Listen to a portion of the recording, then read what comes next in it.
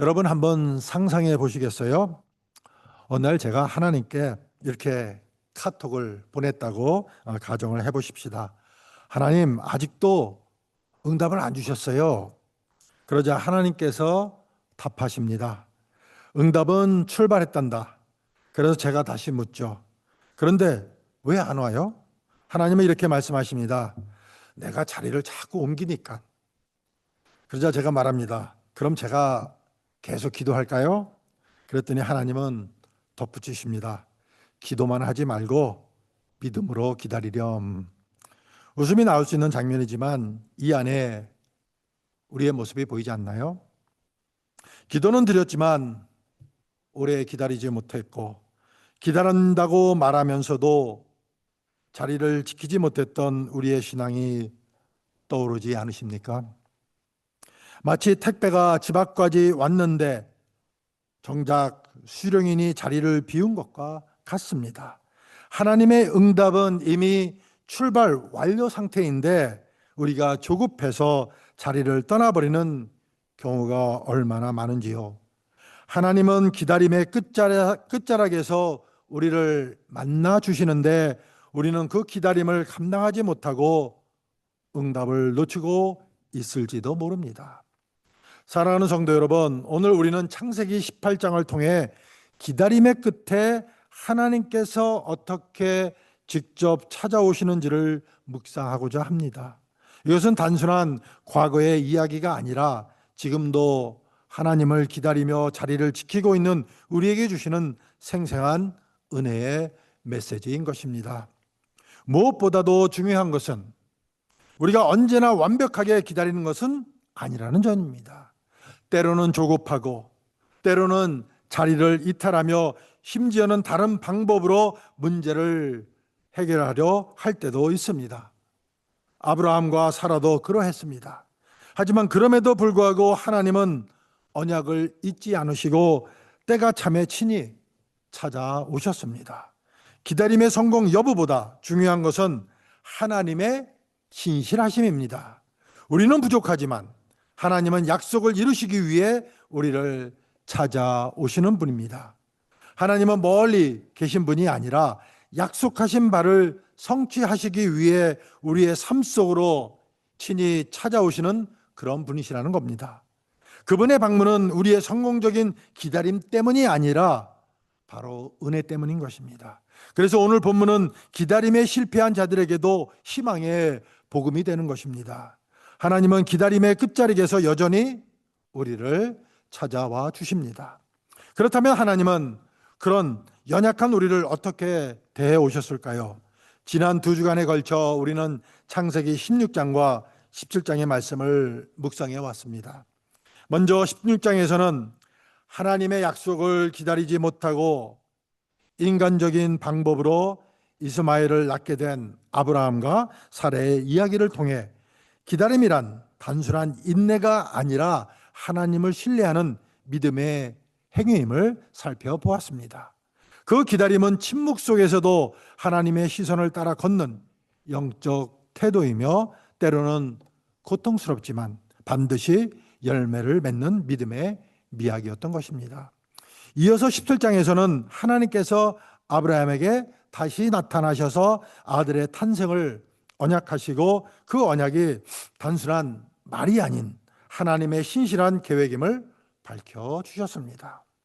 그리고 오늘 본문인 창세기 18장에서는 하나님께서 아브라함의 장막을 직접 방문하시며 그 약속이 현실이 될 것임을 몸소 보여주십니다. 이 만남은 하나님의 언약이 얼마나 인격적이며 실제적인 것인지를 드러내는 그런 사건으로 하나님은 약속만 하시는 분이 아니라 그 약속이 성취되도록 끝까지 함께 걸어가시는 분이심을 다시금 우리가 확신하게 됩니다. 오늘 본문은 여호와께서 마므레 상수리 나무들이 있는 곳에서 아브라함에게 나타나시니라는 말로 시작이 됩니다. 하나님께서 먼저 나타나셨다는 점은 매우 중요합니다. 이것은 우리가 하나님을 찾기도 전에 하나님께서 먼저 우리를 찾으신다는 성경 전체를 관통하는 은혜의 원리를 보여줍니다. 에덴 동산에서 범죄한 아담과 하와를 향해 내가 어디 있느냐라고 부르셨던 하나님은 지금도 동일한 방식으로 우리를 먼저 찾아와 주신다는 겁니다. 이는 우리가 사랑하기 전에 먼저 우리를 사랑하시는 하나님의 마음이며 웨슬리 전통에서 말하는 선제적 은총이란 그 아름다운 모습이기도 합니다. 선제적 은총이란 인간이 죄 가운데 있고 무지하며 하나님을 인식할 능력조차 없을 때에도 하나님께서 먼저 은혜로 다가오셔서 인간의 마음을 열어주시고 응답하게 하시는 그런 주도적 사랑을 말합니다.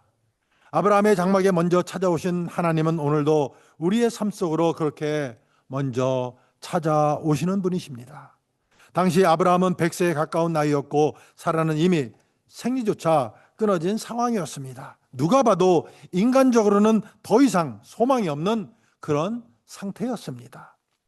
그러나 하나님은 바로 그 지점에서 찾아오십니다. 사람의 눈으로 끝이라고 여겨지는 순간이 하나님께는 새로운 시작의 무대가 됩니다.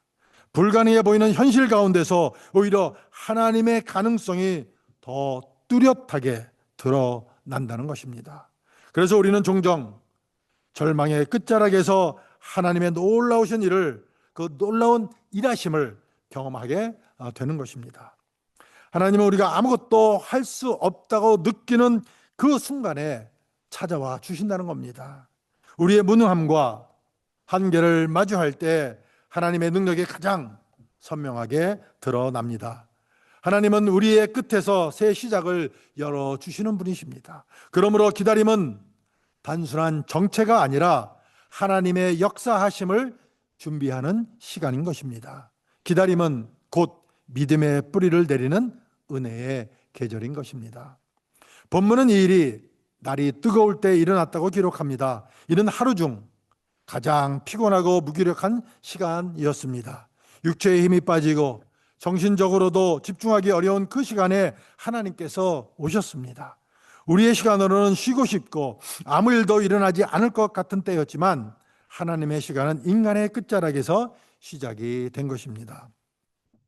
고린도후서 12장에서 바울은 이렇게 고백합니다. 내 은혜가 내게 족하도다. 이는 내 능력이 약한 데서 온전하여짐이라. 하나님의 능력은 우리의 한계 속에서 가장 분명하게 드러나는 것입니다.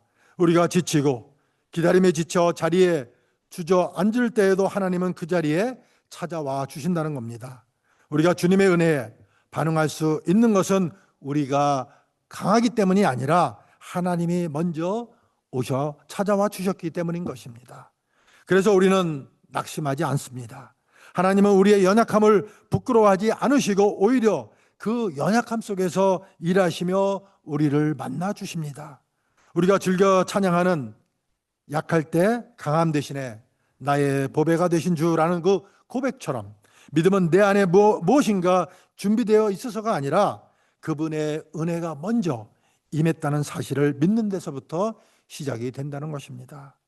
아브라함은 멀리서 세 사람이 다가오는 것을 보자마자 곧장 장막에서 달려나갑니다.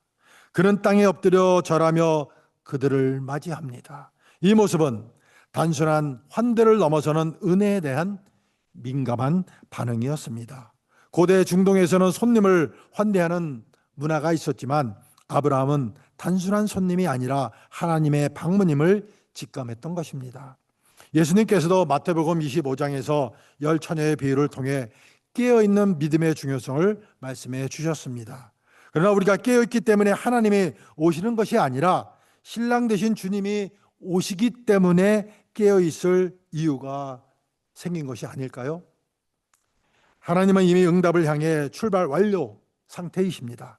우리가 해야 할 일은 그 자리를 지키며 믿음으로 반응하는 것입니다. 우리의 시대는 너무 바쁩니다.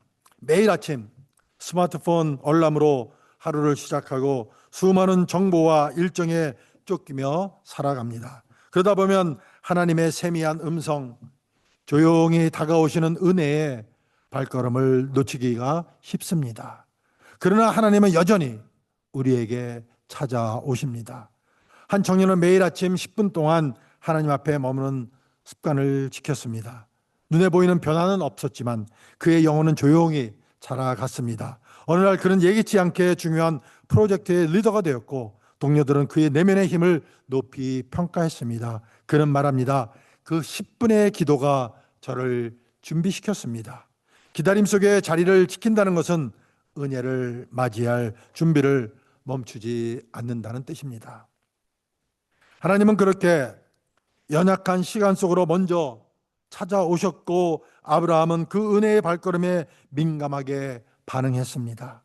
본문은 그가 날이 뜨거울 때 장막 어귀에 앉아 있었다고 전합니다. 중동의 그 무더위 속에서 사람들이 흔히 그늘진 곳에 앉아 쉬던 관습을 생각하면 그의 자리는 특별한 영적 의미를 담고 있지는 않을 수 있습니다. 그러나 중요한 것은 그의 마음이었습니다. 그런 상황에서 그는 멀리서 다가오는 사람들을 보자마자 즉시 일어나 달려나갔다는 것입니다. 그의 반응은 준비된 마음에서 비롯된 것이었습니다. 계획된 만남도 철저한 대비도 아니었습니다. 히브리서 13장 2절에서 말하듯 그는 부지 중에 천사를 대접했던 것입니다. 분주한 일상과 피로함 속에서도 마음의 문을 열고 있었기에 아브라함은 그 은혜를 놓치지 않았던 것입니다. 믿음은 모든 것이 준비되었을 때만이 아니라 오히려 준비되지 않은 순간에도 하나님 앞에 반응할 수 있는 내면의 열림에서 시작이 됩니다. 하나님은 우리가 완전해서가 아니라 그 자리를 지키고 있는 자에게 찾아와 주신다는 겁니다. 오늘도 우리가 장막 어귀에 앉아 은혜를 맞이할 준비를 멈추지 않는 삶을 살아가기를 우리가 소망합니다. 그 손님들이 다가오자 아브라함은 곧바로 그 자리에서 일어나 뛰어나갑니다. 그는 땅에 엎드려 절하며 그들을 맞이합니다. 이는 단순한 환대를 넘어서는 겸손한 반응이자 믿음의 표현이었습니다. 그는 나이가 많고 가문의 그 위대한 족장이었지만 그 모든 것을 내려놓고 스스로 종의 자세로 섬깁니다. 하나님의 임재 앞에서는 어떤 권위도 자랑도 의미를 잃습니다. 아브라함은 자신의 체면과 명예보다 하나님의 임재 앞에 엎드리는 것을 더 소중히 여겼던 것입니다. 이것이 바로 참된 경외의 태도인 것입니다. 아브라함은 손님에게 이렇게 말합니다. 내 주여, 내가 주께 은혜를 입었사오면 종을 떠나 지나가지 마옵소서. 그는 이 만남을 단순한 손님 맞이로 여기지 않았던 것입니다. 자신의 삶 속에 찾아오신 이 방문이 하나님의 은혜임을 인식했던 것입니다. 즉 그는 이 순간을 신적 만남으로 받아들입니다. 이런 영적 분별력은 하루아침에 생기는 것이 아닙니다. 그것은 오랜 기다림 속에서 다져진 깊은 믿음과 하나님을 향한 그 민감한 영적 감수성에서 비롯된 것입니다. 그런 물을 준비하여 발을 씻게 하고 나무 아래서 쉬라고 권면합니다. 그리고 당대의 문화에서 이는 최고의 환대였던 것입니다. 단지 씻김이 아니라 쉼을 주려는 배려였던 것입니다. 아브라함은 하나님께 드릴 수 있는 최고의 섬김을 준비했습니다. 이 자세는 바로 예배자의 마음인 것입니다. 현대인의 발 씻김은 작지만 진심 어린 배려로 나타납니다. 따뜻한 말 한마디, 위로의 손길, 이해의 눈빛, 그것이 곧 환대인 것입니다.